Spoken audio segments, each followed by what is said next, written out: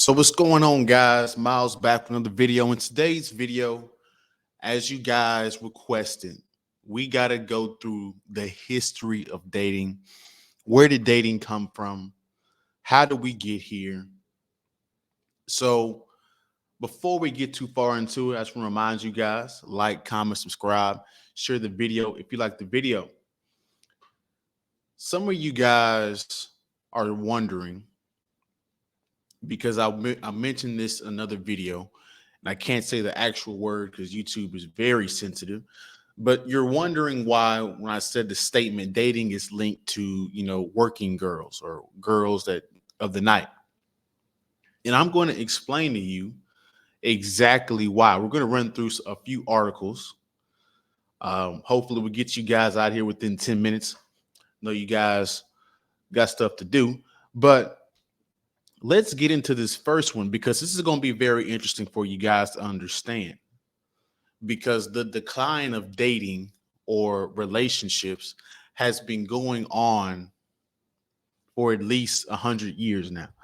So, dating replaced courtship during Prohibition. Now, Prohibition was whenever they made selling alcohol illegal. Um, so, courtship, in its essence, just to give you guys a synopsis, um, courtship is whenever you found somebody that you wanted to date or you wanted to marry. You would go to that woman and you would go to her parents and you would ask them, can I court your daughter? And then you guys would be around each other, but you guys would be around each other under the supervision of her parents. You weren't just, you go out to a date an hour away from somewhere. You guys were actually within the presence of the family. So you couldn't do anything devious or, do anything sexual.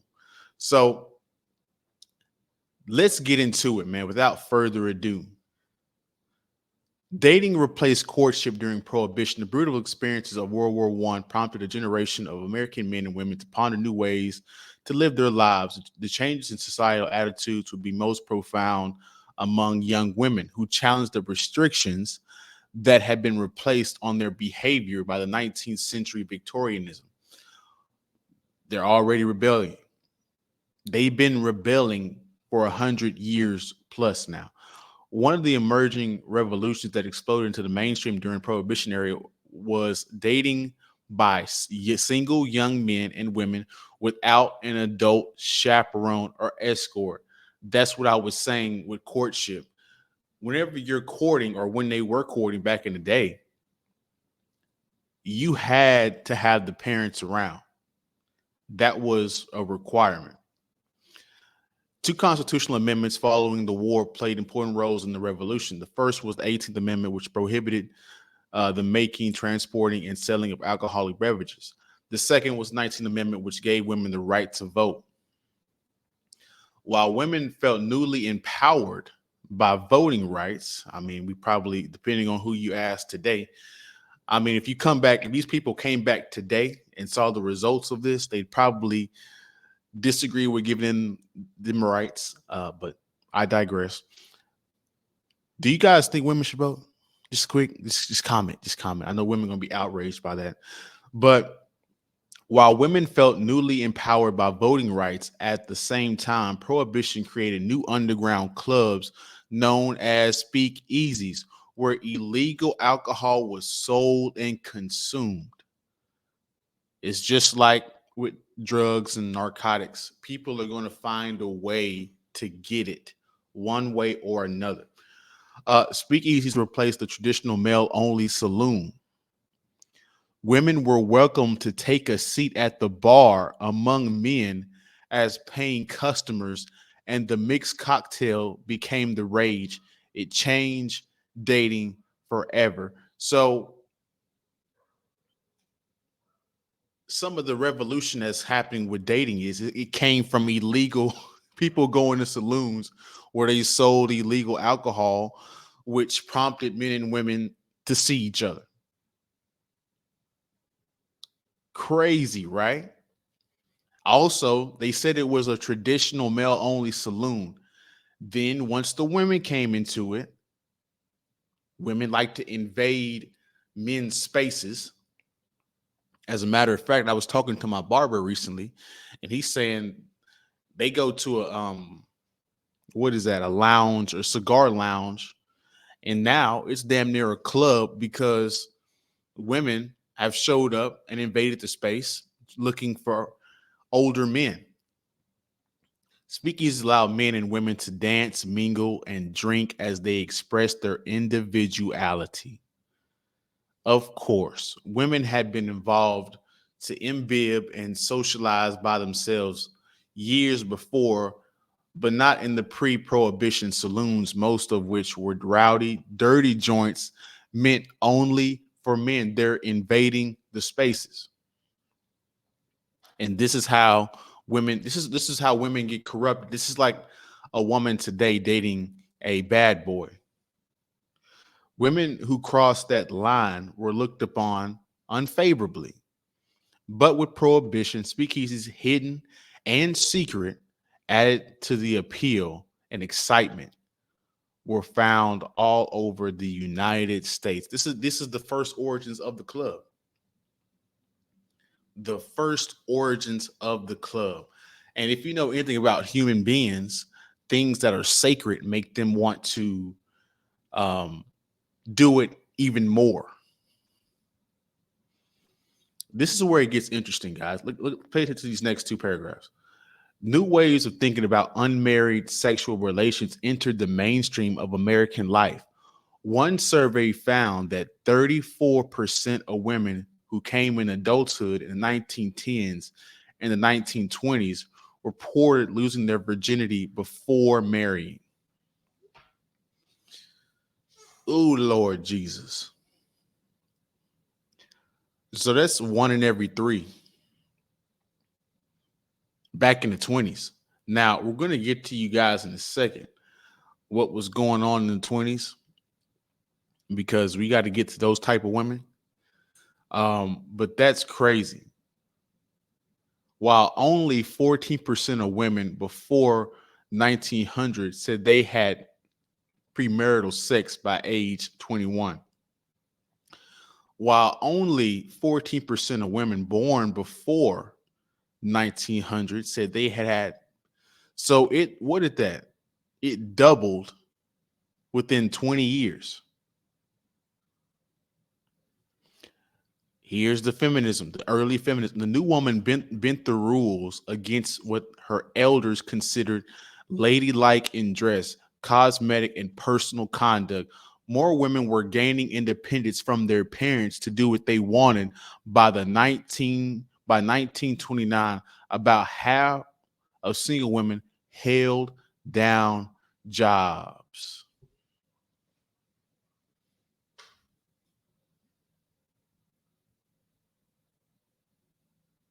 In this rapidly changing time, dating replaced courtship. Dating was casual, while courting was a process meant to lead to marriage. Dating was casual, while courting was a process meant to lead to marriage. Dating gave men the opportunity to ask women out for private rendezvous. Moving dating out of the home and into the public sphere. Private rendezvous. You think these guys were just they were just flipping their tongues? Let's see. Do I want to read any more of this? Open everybody past receipts.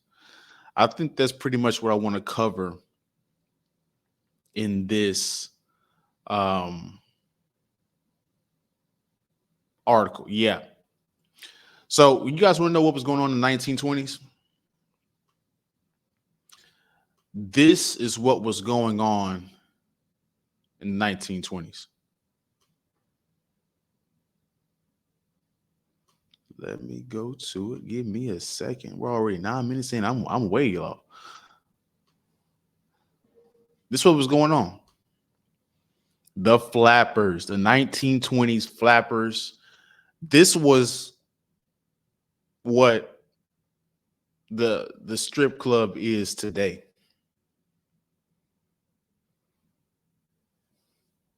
Look at that.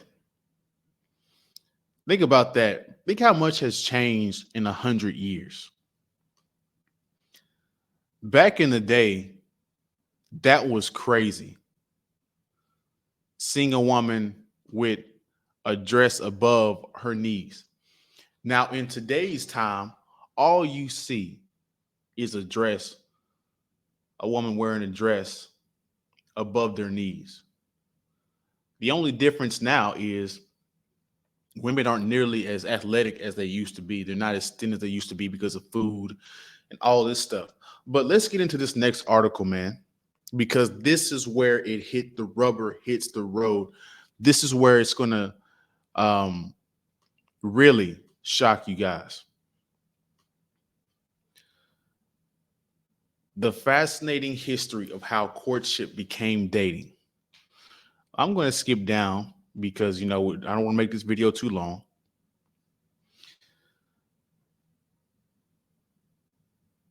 But when these single women, stripped from their dependency on fathers and husbands, began to be courted in public, police, politicians, and civic leaders were alarmed.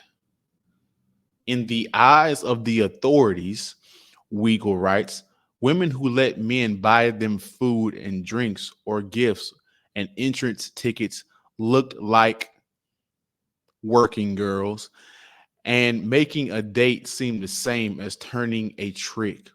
Wow. Also, I meant to shout out Coach Greg Adams because he does live streams like this all the time. These controversial live streams all the time. If you haven't checked out Coach Greg Adams, check him out. He's very, very interesting. He's been talking about this for years.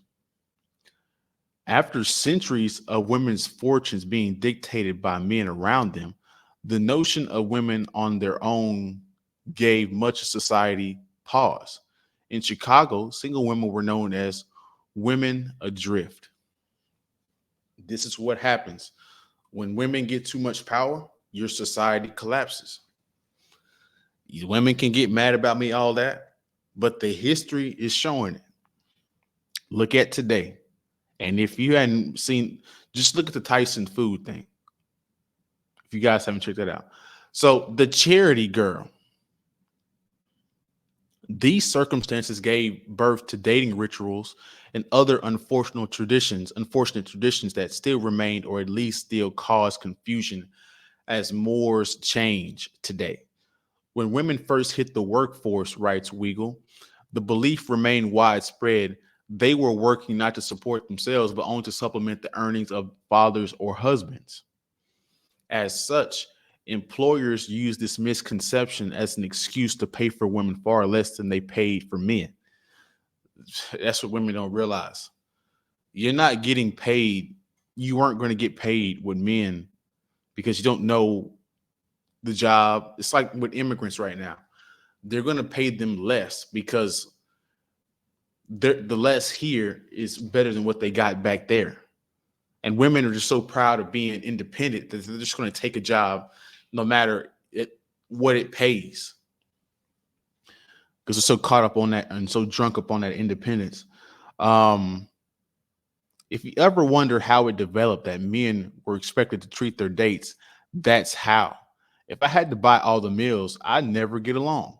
A young woman living in a boarding house in Hell's Kitchen told a social worker in 1915.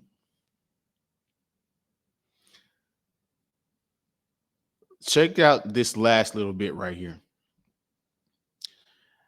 As much employers use this misconception as an excuse to pay women far less than they had paid men. In 1900, an average female worker earned less than half of what a man would earn in the same position. If you ever wondered how it developed that men were expected to treat their dates, that's how. If I had to buy the meals, I'd never get along. A young woman living in a boarding house in Hell's Kitchen told a social worker in 1915. Don't we hear those same arguments from women today saying they don't like the 50-50 concept? They want you to pay for the dates and all this stuff. Now, it's gotten even crazier today, But this has been going on for a long time. And so women, ah, wow. We already went through this, but just to reiterate it, women who let men buy them food and drinks or gifts and entrance tickets looked like working girls, and making a date seemed like the same as turning a trick. This is how the dating and everything is linked together. Now, I meant to mention this. Um, my man Imari on Instagram sent me this. You guys can't see it, but here are some other ways that traditional courtship has died. One thing that he sent me on Instagram, excuse me, is due to technology. For example, asking someone on a date by phone requires courage, strategic planning, ego investment. Others say that things are often rushed and there's no real bond formed with significant other. Other reasons why men may not court women as much as they used to include fear of missing out, far as another hot chick I could date, too many options. They're talking about the top 20, 30% of men. Most people just want to hook up. That's a reality nobody wants to acknowledge. There's a vast majority of women and men on both sides that just like having promiscuous, frivolous, unprotected sex. And that's what the next point brings up. People just like sex. Sexual, that's an interesting one. Some believe that men are not willing to put in the effort to court. Well, why would I be the only one courting out of a million people? Like, courting is out of style now. So dating was the ball. Basically, what this video was saying, guys, they dropped the ball 100 years ago. And so we're just seeing the results coming home to roost itself. Some believe that women don't court much. They don't court. They don't even know what that means anymore. Most women. Shit, most of them come from broken homes. If you want to be honest, step parents, not the real parents. Some say that women hint at sex on the first date, depending on who you are. If you're the top 20, 30% of men, some men may feel they need to take a different approach when dating women. Of course, that's like, now that is a realistic one that pretty much, explains the modern man. You're not going to be stuck playing the nice guy trying to court when she's having sex with guys on the first date, having one night stands in the club. You're not going to be that guy.